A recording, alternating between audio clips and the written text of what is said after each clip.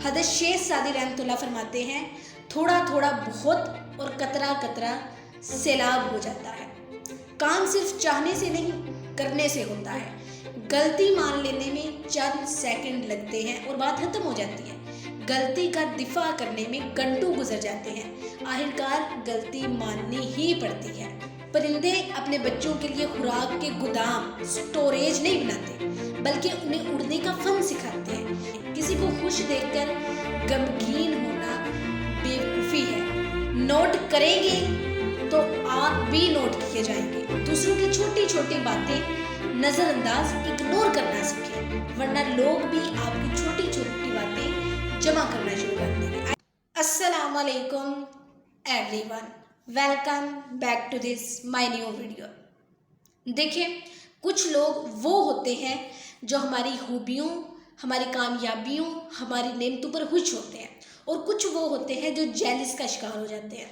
इस हकीकत का बयान नबी करीम सल्लल्लाहु अलैहि वसल्लम ने इस तरह फरमाया है, यानी हर नेमत वाले से हसद किया जाता है।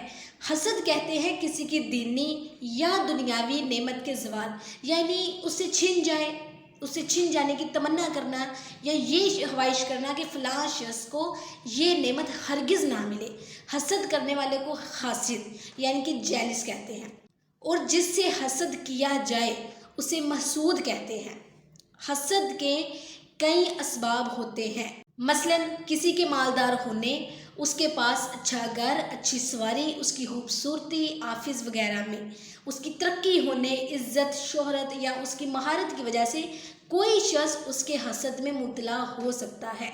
मैं आपको ये भी वाज़ह कर दूं कि हसद नुकसान भी पहुंचा सकता है, लेकिन हसद के नुकसानात का शिकार सबसे पहले खुद हासिद ही होता है कि वो हसद की आग में जलता और बुनता रहता है, और दिल में इस तरह की डिज़ायर्स रखता है कि महसूद के यहाँ चोरी या डकैती हो जाए, या उसकी दुकान या उसका मकान जो है उसे खुदा न खास्ता आग लग जाए, इससे कोई ऐसी गलती हो जाए कि ये माशरे में ज़लील और रुसवा हो जाए।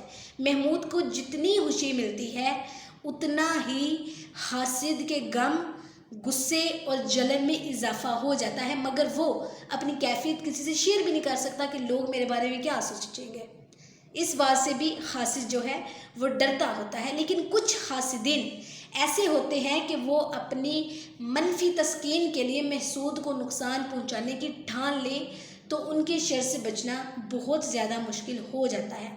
हज़रत अल्लामा अब्दुल रऊफ़ रहमतुल्लाह फरमाते हैं, हसद हासिद को महसूद की गिबत करने और बुला बड़ा कहने तक ले जाता है, बल्कि वो उसका माल ज़ाया करने और जान से मारने की कोशिश भी करता है, और ये सब काम जुल्म में शामिल होते हैं। इन कामों के अलावा हासिद महसूद को इस नेमत से महरूम करवाने के लिए किसी भी हद तक जा सकता है, जैसे खुद सामने आए बगैर महसूद के बारे में झूठी खबरें फैलाकर उसे बदनाम करके उसका जो कारोबार है उसे भी नुकसान पहुंचा सकता है।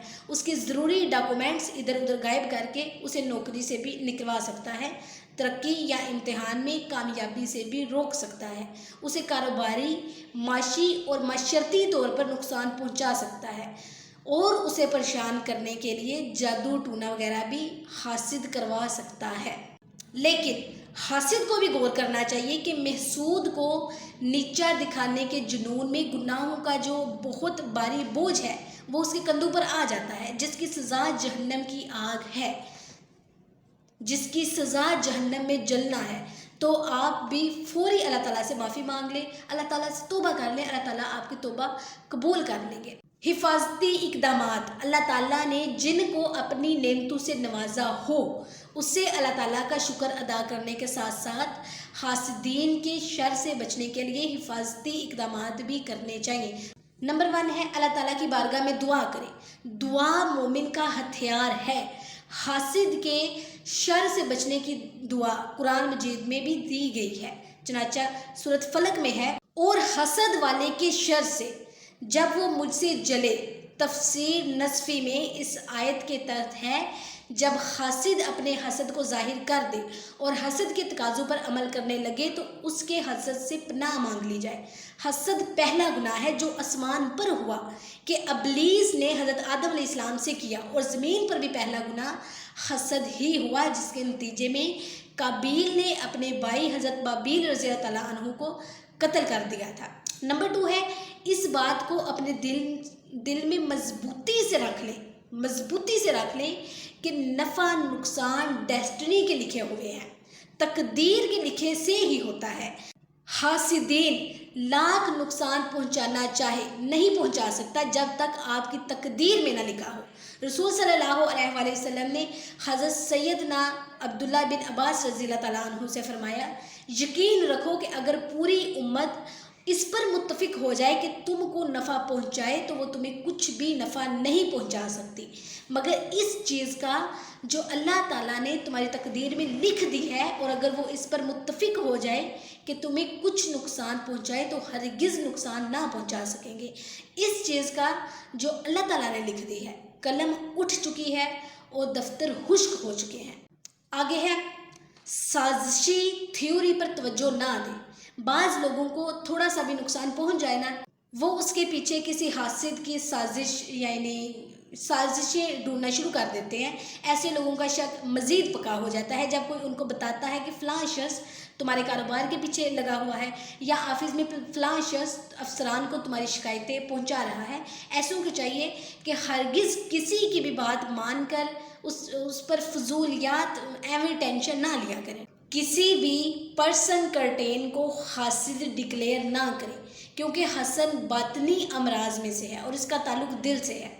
کسی کے دل کی کیفیات کی یقینی معلومات ہمیں نہیں ہو سکتی، لیکن کبھی کبھار واضح بالکل صاف حالتوں سے بھی حسد کا اظہار ہو جاتا ہے، مگر اکثر لوگ جو ہے وہ اندازے ہی سے کسی کو حاسد کہہ دیا کرتے ہیں۔ کچھ پوائنٹس جاتے جاتے آپ کو بتاتی ہوں۔ حضرت شیخ سعدی رحمۃ اللہ فرماتے ہیں، تھوڑا تھوڑا بہت اور قطرہ قطرہ سیلاب ہو جاتا ہے۔ کام صرف چاہنے سے نہیں کرنے سے ہوتا ہے۔ غلطی مان لینے میں چند سیکنڈ لگتے ہیں اور بات ختم ہو جاتی ہے۔ غلطی کا دفاع کرنے میں گھنٹوں گزر جاتے ہیں۔ آخرکار غلطی ماننی ہی پڑتی ہے۔ پرندے اپنے بچوں کے لیے خوراک کے گودام سٹوریج نہیں بناتے، بلکہ انہیں اڑنے کا فن سکھاتے ہیں۔ ہمیں بھی اپنے اولاد کے لیے صرف مال جمع کرنے کے بجائے ان کے سکلز پر بھی توجہ دینی چاہیے تاکہ وہ اپنے قدموں پر کھڑے ہو سکیں۔ خوبیوں کے ساتھ ساتھ خامیاں بھی قبول کرنا پڑتی ہیں۔ کسی کو خوش دیکھ کر غمگین ہونا بیوقوفی ہے، اس سے اسے کیا فرق پڑے گا؟ البتہ ہم اتنی دیر کے لیے خوشیوں سے محروم رہیں گے۔ نوٹ کریں گے تو آپ بھی نوٹ کیے جائیں گے۔ دوسروں کی چھوٹی چھوٹی باتیں نظر انداز اگنور کرنا سیکھیں، ورنہ لوگ بھی آپ کی چھوٹی چھوٹی باتیں جمع کرنا شروع کر دیں گے۔ آئی ہوپ آپ کو ویڈیو اچھی لگی ہوگی۔ اگر آپ کو ویڈیو اچھی لگی ہے تو ویڈیو کو لائک، شیئر اور کامنٹ کر دیں، اور اگر آپ میرے یوٹیوب چینل پر نیو ہیں تو میرے چینل کو لازمی سبسکرائب کر دیجیے۔ اللہ حافظ۔